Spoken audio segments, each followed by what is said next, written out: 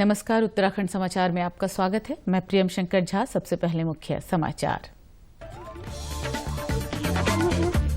उत्तराखंड के 12वें मुख्यमंत्री होंगे पुष्कर सिंह धामी। केंद्रीय पर्यवेक्षकों की मौजूदगी में विधायकों ने सर्वसम्मति से लिया फैसला।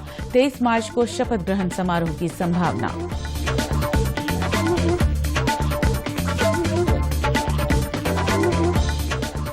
राष्ट्रपति रामनाथ कोविंद ने आज वर्ष 2022 के लिए 2 पद्म विभूषण, 8 पद्म भूषण और 54 पद्मश्री पुरस्कार प्रदान किए। मरणोपरांत जनरल विपिन रावत को पद्म विभूषण से किया गया सम्मानित। विश्वविद्यालयों में स्नातक और स्नातकोत्तर पाठ्यक्रमों में दाखिले के लिए इस साल से संयुक्त प्रवेश परीक्षा का होगा आयोजन। प्रवेश परीक्षा 13 भाषाओं में होगी आयोजित। स्नातक पाठ्यक्रमों के लिए प्रवेश परीक्षा NCERT सिलेबस के आधार पर होगी। और बैडमिंटन में विश्व के नंबर 1 खिलाड़ी विक्टर एक्सेल्सन ने भारत के लक्ष्य सेन को हराकर all England open badminton championship की पुरुष एकल स्पर्धा का खिताब जीता। अब समाचार विस्तार से। पुष्कर सिंह धामी उत्तराखंड के 12वें मुख्यमंत्री होंगे। उनके नाम की घोषणा आज भाजपा विधायक दल की बैठक में हुई। भाजपा के प्रदेश कार्यालय में केंद्रीय पर्यवेक्षक रक्षा मंत्री राजनाथ सिंह और विदेश राज्य मंत्री मीनाक्षी लेखी की उपस्थिति में घोषणा हुई। बैठक में पुष्कर सिंह धामी के नाम का प्रस्ताव लाया गया, जिसे सर्वसम्मति से विधायकों ने पारित किया। इसके बाद केंद्रीय पर्यवेक्षक राजनाथ सिंह ने उनके नाम की घोषणा की। बता दें कि 10 मार्च को चुनाव परिणाम आने के बाद वर्तमान मुख्यमंत्री पुष्कर सिंह धामी खटीमा से अपना चुनाव हार गए थे, लेकिन राज्य विधानसभा में भाजपा 47 सीट हासिल कर फिर से सरकार बनाने में कामयाब हुई। गौरतलब है कि भाजपा के द्वारा श्री धामी को विधानसभा चुनाव में चेहरा बनाया गया था। लगभग 11 दिनों के सस्पेंस के बाद आज भाजपा हाईकमान की ओर से पुष्कर सिंह धामी के नाम की विधिवत घोषणा की गई है। सूत्र बताते हैं कि 23 मार्च को शपथ ग्रहण का आयोजन किया जाएगा। इससे पहले राज्यपाल गुरमीत सिंह ने आज सुबह राजभवन में विधानसभा के नवनिर्वाचित वरिष्ठ सदस्य बंशीधर भगत को प्रोटेम स्पीकर के पद की शपथ दिलाई। इसके बाद श्री भगत ने उत्तराखंड विधानसभा में नवनिर्वाचित विधायकों को शपथ दिलाई। प्रोटेम स्पीकर बंशीधर भगत ने बताया कि 70 विधायकों में से 59 विधायकों ने शपथ ली, 69 विधायकों ने शपथ ली, माफ कीजिएगा। किच्छा विधानसभा से निर्वाचित हुए कांग्रेस के विधायक तिलक राज बेहड़ आज किन्हीं कारणों से शपथ नहीं ले पाए। प्रोटेम स्पीकर ने बताया कि 5 नवनिर्वाचित विधायकों ने संस्कृत में शपथ ली, जबकि टिहरी से चुनकर आए किशोर उपाध्याय ने पहले गढ़वाली में शपथ ली, जिसके बाद उनको हिंदी में शपथ दिलाई गई। प्रातः 10 बजे राजभवन जाकर महामहिम राज्यपाल से मैंने स्वयं शपथ ग्रहण किया। उसके बाद 11 बजे से विधानसभा कक्ष में, विधानसभा हाउस में माननीय विधायकों को शपथ ग्रहण कराया। एक विधायक तिलक राज बेहड़ जी अनुपस्थित रहे। उनका स्वास्थ्य बताया गया खराब है, तो मैंने टेलीफोन से उनके स्वास्थ्य की जानकारी भी ली है और उन्होंने कहा कि मैं शीघ्र आकर शपथ ग्रहण करूंगा। और 5 विधायकों ने संस्कृत में शपथ ग्रहण किया है।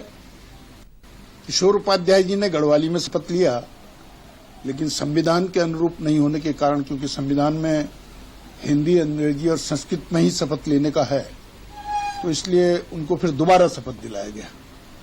और ऐसे लगभग 21 विधायक ऐसे हैं जो पहली बार हाउस में आए हैं, बाकी सब पुराने रिपीट किए हैं और सभी ने बहुत सौहार्दपूर्ण ढंग से शपथ ग्रहण कार्यक्रम में हिस्सा लिया है।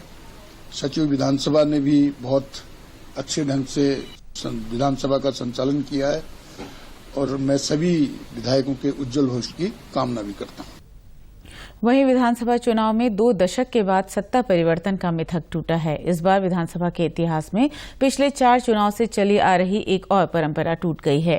5वीं विधानसभा में मुख्यमंत्री व कैबिनेट से पहले निर्वाचित विधायकों ने पद की शपथ ली है। अभी तक ये परंपरा रही है कि मुख्यमंत्री पहले शपथ लेते थे, जिसके बाद ही विधायकों को शपथ दिलाई जाती थी। विधानसभा में नवनिर्वाचित विधायकों के द्वारा शपथ लेने के बाद खुशी जताई गई। इस अवसर पर कई विधायकों ने पत्रकारों से बातचीत भी की। गदरपुर से विधायक अरविंद पांडे ने बताया कि आज उन्होंने 5वीं बार विधानसभा सदस्य के रूप में शपथ ली है। आज मैंने स्वयं 5वीं बार शपथ ली है मैं इसके लिए भगवान का और उत्तराखंड की देवतुल्य जनता का मैं धन्यवाद देता हूं। और उत्तराखंड की जनता ने मोदी जी के कामों पे विश्वास करते हुए, डबल इंजन की सरकार पे विश्वास करते हुए, कमल के फूल पे वोट डालकर उस मिथक को तोड़ा है कि एक बार भाजपा आती है, एक बार दूसरा दल आता है, एक बार भाजपा आती है, फिर दूसरा दल आता है। ये गुड्डा गुड़िया का खेल को समाप्त करते हुए उत्तराखंड की जनता ने विकास को महत्व दिया है, नए भारत के निर्माण को महत्व दिया है और मोदी जी के सपनों को पूरा करने के लिए, उत्तराखंड के विकास को पूरा करने के लिए दोबारा भारतीय जनता पार्टी की सरकार को स्थापित किया है। चकराता से विधायक प्रीतम सिंह ने कहा कि विधानसभा चुनाव में राज्य की जनता ने कांग्रेस को विपक्ष की भूमिका दी है। हम प्रदेश में अपनी सशक्त विपक्ष की भूमिका निभाने के लिए तैयार हैं। हम 2022 के इस विधानसभा चुनाव में पराजित हुए हैं। उत्तराखंड के लोगों ने हमको विपक्ष की भूमिका दी है, तो निश्चित रूप से हमारा दायित्व बनता है, कर्तव्य बनता है कि हम प्रदेश के अंदर मौजूद विपक्ष की भूमिका अदा करने का काम करें। राष्ट्रपति रामनाथ कोविंद ने आज वर्ष 2022 के लिए 2 पद्म विभूषण, 8 पद्म भूषण और 54 पद्मश्री पुरस्कार प्रदान किए। आज जिन प्रमुख हस्तियों को सम्मानित किया गया, उनमें पद्म विभूषण जनरल विपिन रावत मरणोपरांत शामिल हैं। General Bipin Rawat PVSM, UVSM, AVSM, USM, SM, VSM, मरणोपरांत सिविल सेवा। उनकी पुत्रियां श्रीमती कृतिका रावत और सुश्री तारिणी रावत।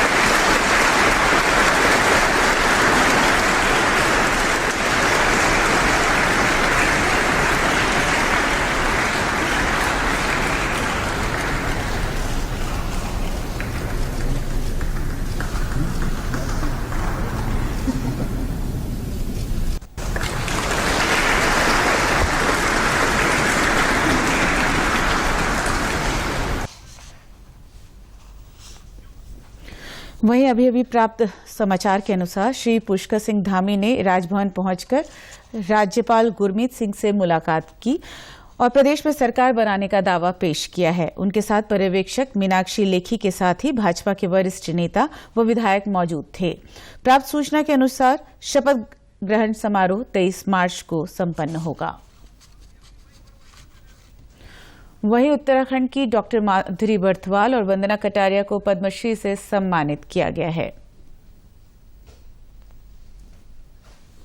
डॉक्टर माधुरी बर्थवाल, कला लोक गायन।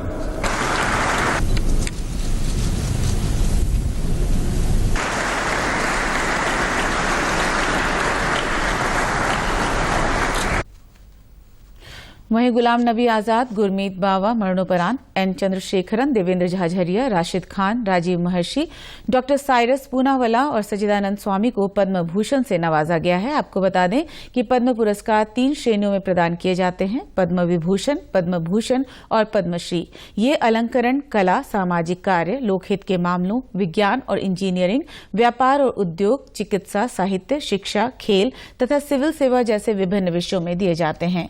पद्म विभूषण असाधारण और विशिष्ट सेवा के लिए दिया जाता है, जबकि पद्म भूषण उच्च कोटि की उत्कृष्ट सेवा के लिए और किसी भी क्षेत्र में विशिष्ट सेवा के लिए पद्मश्री से सम्मानित किया जाता है। पुरस्कारों की घोषणा हर साल गणतंत्र दिवस के अवसर पर की जाती है। इस वर्ष कुल 128 पद्म पुरस्कार प्रदान किए जा रहे हैं। पुरस्कार विजेताओं की सूची में 4 पद्म विभूषण, 17 पद्म भूषण और 107 पद्मश्री पुरस्कार शामिल हैं। गृह मंत्रालय ने कहा है कि नागरिक सम्मान पाने वालों में 34 महिलाएं भी शामिल हैं। रक्षा राज्य मंत्री अजय भट्ट ने आज राज्यसभा में जानकारी दी कि पिछले साल कुल 60 महिला उम्मीदवारों को भारतीय सेना में अधिकारी के रूप में नियुक्त किया गया। एक लिखित उत्तर में उन्होंने बताया कि पिछले 3 वित्तीय वर्षों में महिला सैन्य पुलिस की भर्ती के लिए कुल 300 रिक्तियां जारी की गई हैं। उन्होंने कहा कि वर्ष 2019 में भारतीय सेना में सैन्य पुलिस कोर में अन्य रैंक के रूप में महिलाओं के नामांकन का प्रावधान शुरू किया गया था। इस योजना के तहत चरणबद्ध तरीके से 1700 महिलाओं को शामिल करने की योजना है। मान्यवर, स्पष्ट है उत्तर में आपने 2018 से पूछा है। 2018-19 में 53,431 हमने भारतीय सेना में भर्ती किए और भारतीय नौसेना में 5,885 और भारतीय वायुसेना में 6,862 इतनी संख्या हमने भर्ती की। और इसके बाद 2019-20 में भी भारतीय सेना में हमने 80,572 और भारतीय नौसेना में 6,068 और वायुसेना में 7,222 भर्ती किए। लेकिन 2020-21 और 2021-22 में मान्यवर कोविड आने के कारण सारे प्रोसेस रुक गए हैं, सारे कार्यक्रम हमारे नहीं विश्व के रुके हुए हैं। और जैसे ही ये सब खुलेंगे और जैसे हमको गाइडलाइन मिलेगी, क्योंकि कोविड कम जरूर हुआ है, समाप्त नहीं हुआ है, इसलिए सब लोगों को चौकन्ना रहना है। इस वजह से जब भी ये खुलेगा उसको आगे उस पर विचार किया जाएगा। हमने ऑनलाइन में एयरफोर्स और नेवी में ऑनलाइन भर्ती होती है, लेकिन जब ये आर्मी की भर्ती होती है तो उसमें बहुत सारे मेले लगते हैं मान्यवर, बड़ी भीड़ आती है सबसे ज्यादा। तो इसी सुविधा को देखते हुए कोविड फैले नहीं, वो हमने स्थगित किया हुआ है, रोका नहीं हुआ है। यही सुविधा हम इस समय दे सकते हैं, कहीं पर भी रोक नहीं है, चल रहा है, आप सब जानते हैं। स्पेसिफिकली कॉम्बैट रोल्स के बारे में नहीं, कॉम्बैट रोल्स में नहीं अलाउ किया है। नहीं, जो होना है वो कर सकते हैं, जो आगे विचार करना है विचार चल रहा है। वर्तमान में देश में 11 क्षेत्रीय भर्ती कार्यालय हैं और 2 भर्ती डिपो हैं, जिसमें हम गोरखा रेजिमेंट इत्यादि नेपाल से भी लेते हैं, और एक स्वतंत्र भर्ती कार्यालय है जिसमें एनसीआर के लोगों को लेते हैं यहाँ पर, और 70 सेना भर्ती कार्यालय हैं। इसलिए कोई भी क्षेत्र अछूता नहीं है, हर क्षेत्र को हम समान अवसर देते हैं। अगर कहीं पर कोई छूट भी जाता है तो हम दोबारा से वहां पर भर्ती करवाते हैं। देश के तमाम विश्वविद्यालयों में स्नातक और स्नातकोत्तर पाठ्यक्रमों में दाखिले के लिए इस साल से संयुक्त प्रवेश परीक्षा आयोजित होगी। यूजीसी के चेयरमैन एम जगदीश कुमार ने आज ये जानकारी देते हुए बताया कि नेशनल टेस्टिंग एजेंसी सत्र 2022-23 से इन पाठ्यक्रमों में दाखिले के लिए CUET यानी कॉमन यूनिवर्सिटी एंट्रेंस टेस्ट का आयोजन करेगी। उन्होंने बताया कि अगले सत्र से सभी केंद्रीय विश्वविद्यालयों के स्नातक पाठ्यक्रमों में दाखिले इस प्रवेश परीक्षा के अंकों के आधार पर ही होंगे। यूजीसी के चेयरमैन ने बताया कि प्रवेश परीक्षा 13 भाषाओं में आयोजित होगी और स्नातक पाठ्यक्रमों के लिए प्रवेश परीक्षा NCERT सिलेबस के आधार पर होगी। परीक्षा के लिए फॉर्म अप्रैल के पहले सप्ताह से मिलने शुरू हो जाएंगे, जबकि प्रवेश परीक्षा जुलाई के पहले सप्ताह में आयोजित होने की संभावना है। विश्वविद्यालयों में दाखिले के लिए संयुक्त प्रवेश परीक्षा आयोजित होने से छात्रों को काफी राहत मिलेगी और उन्हें अलग अलग परीक्षाओं में नहीं बैठना पड़ेगा, जिससे छात्रों और अभिभावकों पर वित्तीय बोझ भी कम होगा। बैडमिंटन में विश्व के नंबर 1 खिलाड़ी विक्टर एक्सेल्सन ने भारत के लक्ष्य सेन को हराकर all England open badminton championship की पुरुष एकल स्पर्धा का खिताब जीत लिया है। बर्मिंघम में कल रात हुए 53 मिनट के मुकाबले में एक्सेल्सन ने लक्ष्य सेन को 2-1, 1-0, 2-1, 1-5 से मात दी। पहले गेम में एक्सेल्सन ने पहले ही 6 अंक हासिल कर लिए थे। दूसरे गेम में सेन की स्थिति कुछ बेहतर दिखी, लेकिन एक्सेल्सन ने शानदार खेल दिखाया और मुकाबला जीत लिया। वहीं प्रधानमंत्री नरेंद्र मोदी ने कहा कि देश को लक्ष्य सेन पर गर्व है। एक ट्वीट में श्री मोदी ने कहा कि लक्ष्य सेन ने उल्लेखनीय तरीके से धैर्य और दृढ़ता का प्रदर्शन किया और कड़ी चुनौती पेश की। प्रधानमंत्री ने उन्हें भविष्य के लिए शुभकामनाएं दी हैं। उन्होंने विश्वास व्यक्त किया है कि वे सफलता की नई ऊंचाइयां हासिल करेंगे।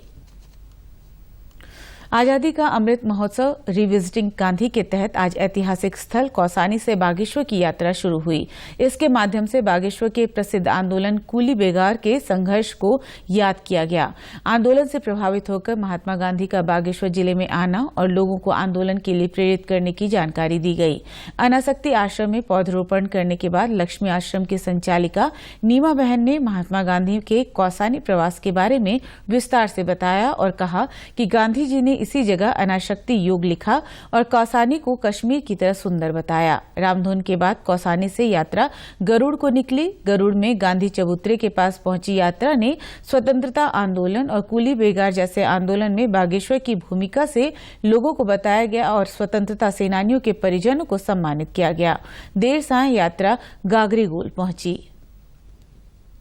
जी, संपूर्ण देश आज़ादी का अमृत महोत्सव मना रहा है और उसी क्रम में हम भी रिविजिटिंग गांधी कौसानी से बागेश्वर के नाम पर एक कार्यक्रम आयोजित कर रहे हैं, क्योंकि 1921 में जब कुली बेगार आंदोलन बागेश्वर में हुआ था और उसके इतने जबरदस्त परिणाम निकले थे कि गांधी जी उससे प्रभावित होकर 1929 में उनको बागेश्वर आना पड़ा। और सबसे बड़ी बात कि इस यात्रा में गांधी जी कौसानी से गरुड़ तक पैदल गाड़ी से आए और गरुड़ से बागेश्वर तक वो इतना दुरूह क्षेत्र होने के बावजूद, इतनी दुर्गम स्थिति होने के बावजूद भी उस क्रांति की धरा को नमन करने बागेश्वर आए और उन्होंने यहाँ पर बागेश्वर में 23 जून 1929 को यहाँ पहुँचे और 24 को फिर वो वापस गए। तो उस यात्रा को पुनः ताज़ा करने के लिए और जन चेतना फैलाने के लिए कि हमारी यह धरा कितनी महत्वपूर्ण है और यहाँ जनपद के स्वतंत्रता संग्राम सेनानियों का भी उनसे प्रभावित होकर किस प्रकार से योगदान रहा है देश की आज़ादी में, इस सबको एक सेंसिटाइज करना, खास तौर पर हमारी नई पीढ़ी को सेंसिटाइज करने के लिए और पुस्तक के माध्यम से उनके सम्मुख ये सारी घटनाओं को लाने के लिए हम इस यात्रा को संपादित कर रहे हैं। और अभी यात्रा चूँकि कौसानी से हमने शुरू की थी और अब ये गागरीगोल पर हम पहुंच चुके हैं और आज के दिवस का यहाँ पर समापन होगा और कल को पुनः फिर हम गागरीगोल से यात्रा प्रारंभ करके स्वराज भवन बागेश्वर तक की यात्रा करेंगे। गौरतलब है कि भारतवर्ष में स्वतंत्रता के 75वें वर्ष में आजादी का अमृत महोत्सव मनाया जा रहा है। स्वतंत्रता के लिए किए गए महान बलिदानों और उनके संघर्षों को याद किया जा रहा है, जिनके त्याग और कुर्बानियों की बदौलत हम स्वतंत्र भारत में सांस ले रहे हैं। आजादी का अमृत महोत्सव रिविजिटिंग गांधी कौसानी से बागेश्वर पदयात्रा के तहत 23 मार्च तक उत्सव मनाया जाएगा। इस कार्यक्रम में स्वतंत्रता संग्राम सेनानियों को श्रद्धांजलि अर्पित की जाएगी और उनके स्वजनों को सम्मानित भी किया जाएगा। वन अनुसंधान संस्थान देहरादून में आज अंतर्राष्ट्रीय वन दिवस मनाया गया। एफआरआई के मुख्य भवन में वन और सतत उत्पादन व खपत विषय पर एक प्रदर्शनी का आयोजन भी किया गया। प्रदर्शनी में पोस्टर और अन्य माध्यमों से वैज्ञानिक और तकनीकी जानकारी साझा की गई।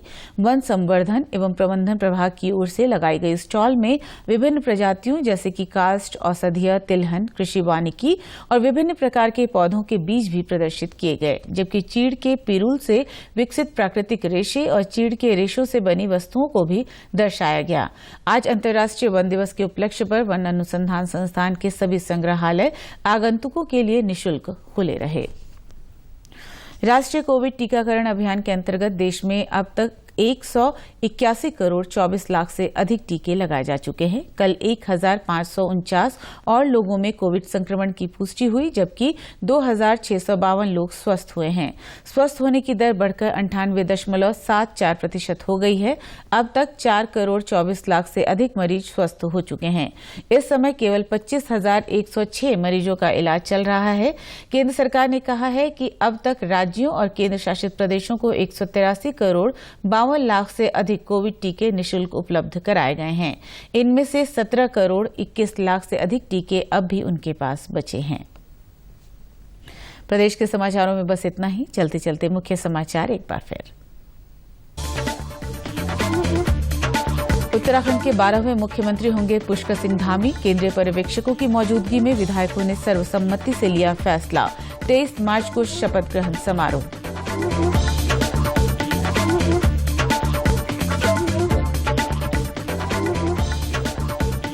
राष्ट्रपति रामनाथ कोविंद ने आज वर्ष 2022 के लिए 2 पद्म विभूषण, 8 पद्म भूषण और 54 पद्मश्री पुरस्कार प्रदान किए।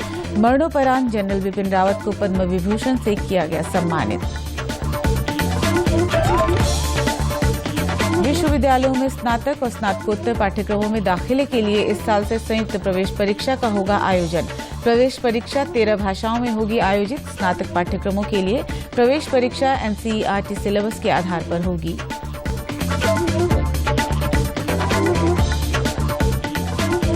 और बैडमिंटन में विश्व के नंबर 1 खिलाड़ी विक्टर एक्सेल्सन ने भारत के लक्ष्य सेन को हराकर all England open badminton championship की पुरुष एकल स्पर्धा का खिताब जीता।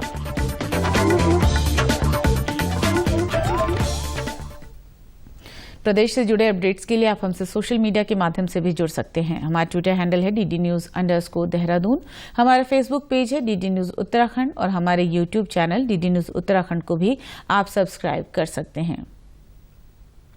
कोरोना संक्रमण से बचने के लिए मास्क का अनिवार्य रूप से और सही ढंग से प्रयोग करें। साथ ही सामाजिक दूरी का ख्याल रखें, नियमित रूप से हाथ धोएं और याद रखें, कोरोना को हराना है, मास्क जरूर लगाना है। साथ ही यदि अभी तक आपने वैक्सीनेशन नहीं कराया है तो आप भी जल्द से जल्द वैक्सीनेशन करवाएं और खुद को और देश को सुरक्षित रखें। नमस्कार।